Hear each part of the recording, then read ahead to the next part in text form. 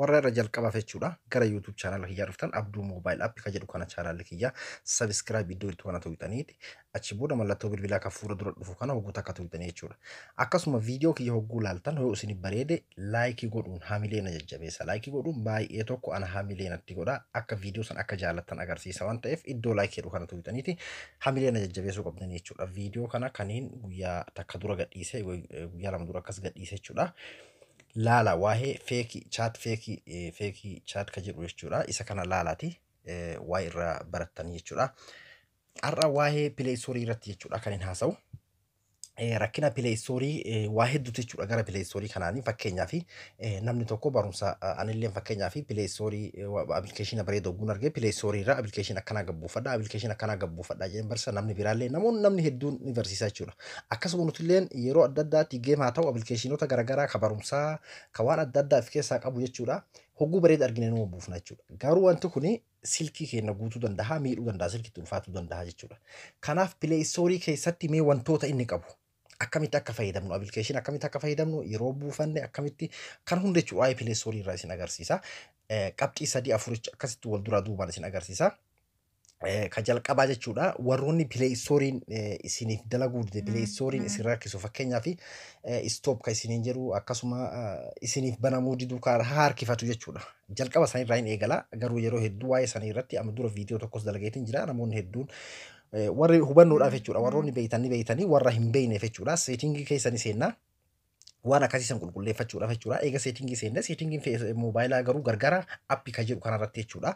Isa kanarratti ni tuqna. Eega isarratti tuqna appilikeeshinoonni haala kanaan nu dhufanii yoo ammoo gubbaa kanarraa fakkeenyaaf amma kiyya ool irra jira yoo application all kanarra hin jiraanne all irra godhatan jechuudha. Ammoo silkiin gariin gubbaa kanarratti dalga qabdi waan ta'eef bakka all jedhu irra geeffattan achi siistanii mirga gara bitaatti sarkiftanii all ka jedhu gamanatti jiran fakkaata all ka jedhu san irra geeffattan amma kiyya kun all ka jedhu asuma irratti qaba waan ta'eef asirra irra gaddeemetiin Play Store ka jedhu biraan dhaqa jechuudha. Kunoo akkuma agartan kana jechuudha amma Play Store kiyya meegaabaaytii 322 jechuudha. Garuu na rakkifne isin warra isin rakkise maal gootanii Play Store irratti gattuutanii eega irra gattuutanii booda xiqqashoo irra harkiftanii storage ka jedhutu jira jechuudha. Storage kanarratti ni tuqna eega storage irratti tuqne akkuma agartan kana jechuudha appiin isaa meegaabaaytii 46 qofa garuu maaltu itti guute gariin daataan isaa meegaabaaytii 143 kaash isaa 133 amma kaash jechuun qoshaasha jechuudha. Kanuma yeroo nuti tuttuun application yeroo nuti buufnu yeroo bannu irratti bu'uudha jechuudha. Tootaalii meeqa dhufe 322 wantoota kanallee ifirraa xiqqeessuudhaafis baay'ee nu fayyada Play Store keenya qulqulleessuuf illee nu fayyada jechuudha. Clear Cache kanarratti yeroo hunda jechuudha guyyaarraa guyyatti yoo gootan baay'ee tokko bareedaadha. Guyyaarraa guyyatti yoo gootan waan isinii tolchu malee waan isin miidhuu qabu. Clear Cache ka jedhu kun yoomiyyuu jechuudha qoshaasha jechuudha waan biraatii miti. Cache ka jedhu qaama sadaffaa irra jiru kun. Kanaaf Clear Cache ka jedhu kanarratti ni tuqa. Kanaaf amma kaashiin biraa baddee jirtu oguu achirra gattuqe garuu warri isiniif dalaguu didee Play Store isin rakkise Clear Data ka jedhu kanallee gootan jechuudha. Clear Data. Achi booda hunda isaa ofirraa haquu feetaa jira. Clear Data ka jedhu kanarratti ni tuqa. Delete godhaa jechuudha. Kanaaf amma hunda isaa ofirraa haqe jechuudha. Mee amma of duuba deebi'ee Play Store kiyya meegaabaaytii meeqatti akka deebi'een isin agarsiisa. Kunoo meegaabaaytii 46tti naaf deebi'e. Reef 300 wayi ture jechuudha. Silkii keenyarraa application gad xiqqeessuudhaaf illee baay'ee tokko nu gargaara. Play Store isiniif dalaguu didellee haala ajaa'ibaatiin isiniif dalagaa jechuudha. Amma gizee of duuba deebi'ee akka application haarayaatitti amma of duuba deebi'aa jechuudha. Xumureetiin jira. Play Store kiyyarra gegguun seenu amma akka nama haarayaa seenuutitti naaf seena jechuudha. Kanaafuu irratti hin gattuqa. Kunoo bifa agartan kanaan akka nama silkii haarayaa bitateetti naaf seenu jira jechuudha. Garuu yoo neetworkiin keessan laafaa ta'e bakka kanatti xiqqashoo dhibaahuu danda'a harkifatuu danda'a jechuudha. Haala kanaan kunoo amma naaf seenee jira. Play Store isiniif dalaguu dide ka haala adda addaatiin biizii ta'u ka isinirraa isiniif banamuu didu bifa kanaan isiniif dalagaa jechuudha. Kuni sadarkaa duraati. Lammaffaarratti waan isin agarsiisuu barbaade maalinni applicationota garaagaraa fakkeenyaaf gadi buufannaa fakkeenyaaf anillee application tokko irra buufadhaa isiniin jedha burus buufadhaa isiniin jedha namni biraa barsiisaan biraallee buufadhaa isiniin jedha application kana gabbuuftanii silkii guutaa namoonni gariin ammoo application san jaalattanii yoon haqeen argadhu yookiin ammoo maqaa isaa hin dagadha waan jedhu faadha dirqama silkii irra keettanii jechuudha.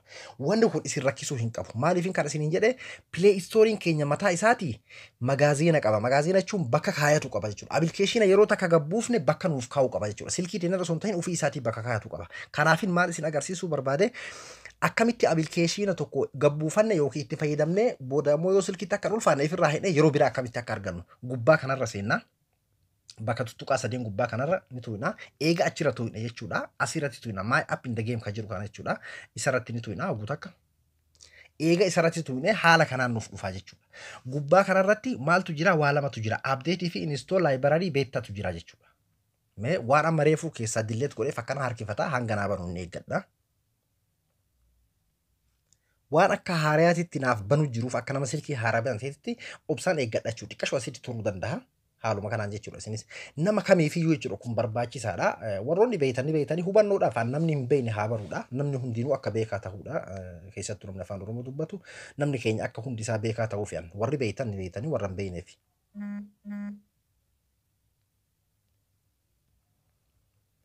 Jalqaba irratti haala kanaan naaf banee jechuudha.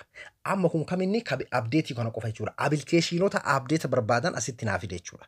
Kanneen amma gubbaa kanarra update kan jedhu jala kanaaf fide kunni warra update akka godhu na gaafatudha.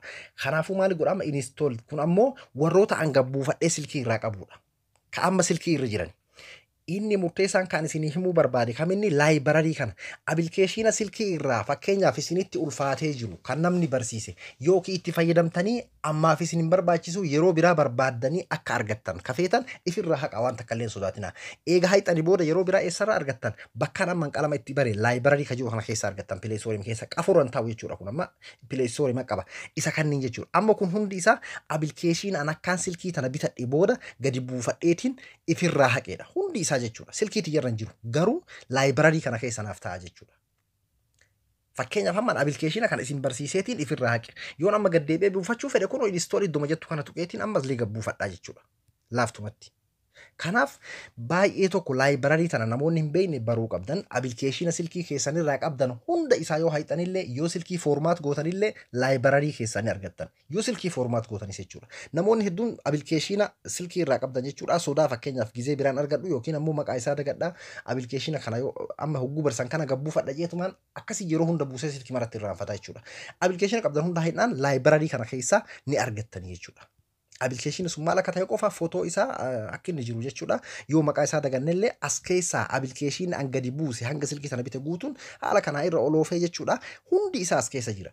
Hanga isin bakka X tana jechuudha. X fuula dura jirtu tana fakkeenyaaf mi'aan amma kana yoo as keessaa library keessaa akka mul'anne fedhe X tana irratti ni tuqaa achi booda iddoo OK turan ni tuqaa amma kun as keessatti mul'atu jechuudha. Hanga akkas godhutti library kana silkii tana hanga qabutti guutuu isaatiin hin argadhaa jechuudha. Inni kun isa kana. Kanaaf hin dhibboonni kan isin agarsiif maalinni application silkii keessanirra guuttanii yoon haqee yaadadhu yookiin hin argadhu maqaa isaa dagadhaadhaan hin cinqamina. Kanaafuu haqaa ofirraa yeroo barbaaddan library keessa seenaatii keessaa argattan jechuudha. Inni biraa kan itti aanu maalinni ammallee isuma gubbaa kanarratti ni tu'idha. Fakkeenyaaf iddoo sarara sadiin gubbaa kanarratti ni tu'idha. Eega isarratti tu'ina jechuudha. Wanta kanallee jechuudha yeroo hedduu viidiyoo biraa keessa barsee jira. Siiting kan jedhu kanarratti ni tu'ina. Eega siiting kan jedhu kanarratti tu'ine auto update app kan jedhu kana jechuudha. Inni kun yoomiyyuu jechuudha ifirraa cufaa ta'uu qaba. Application fakkeenyaaf osoo nuti hin agarre ofii isaatii update ta'u ka download ta'u keessattuu warri daataadhaan fayyadamtan bakka kana qaceellotti of eeguu qabdan. Auto update kan jedhu kana jechuudha. Yoo fakkeenyaaf ka gubbaa kanarratti ta'e yeroo bakka isin wifi bantan bakka wifi yeroo itti ufuma isaatii update godhu eegala. Yoo ammoo ka jalaa kana ka jidduu kanarra gootan yeroo wifi qofa dhiifama. Ka gubbaa irratti ammoo network ma fedhi haa ta'u daataa haa ta'u wifi illee haa ta'u ka jidduu ammoo wifi qofa. Laakiin kamirratti godhuu qabdanii ka jidduu kanarratti godhuu qabda ka jalaa kanarra godhuu qabda jechuudha. Isa kanarratti ni tu'ina achi booda danta tanarratti ni tu'ina amma yeroo barbaade update bakka jettu bakka reefu jalqabe isin agarsiisan seeneetumaan update godha malee inni ofii isaatii update nuti ta'u jechuudha. Ofii isaatii update application maal isin silkii irraa qabdan hundi kan isin hin barbaanne hundi update isinitti ta'ee silkii keessan guutuu danda'a networkis busy isin irraa godhuu danda'a jechuudha. Kanaaf waa'ee Play Store irratti hubannoodhaa fi wantoota kana waan isinii fideef jechuudha. Play Store hangana qofaa miti jechuudha. Har'a ammoo kana jechuudha. Warroonni hedduun application fakkeenyaaf silkii kiyya amma nama hedduun arge ka application waan barsiisu hunda silkii irratti qabataniitumaan ta'aniin kan namni biraa barsiisu haa ta'u application dhibba jechuudha 80 ta'uu danda'a silkiin isaa xiqqashoo hogguu taateen guutamti application kanallee jaaladha yeroo biraan argadhu kanas hin jaaladha jeetuma silkii irra qabatee ta'an garuu waan argatuun se'u jechuudha. Kanaaf maqaa isaa yoo dagattanis akkaatuma inni jiru san yoo hin dagatin laayibrarii keessa seentanii aappilikeeshinii haga gaafa silkiin tun isin harka jirtutti ni argattanii aappilikeeshinii hogguu silkiin guutamte itti fayyadamaatii ofirraa haqaa yeroo barbaaddan laayibrarii keessa buufadha.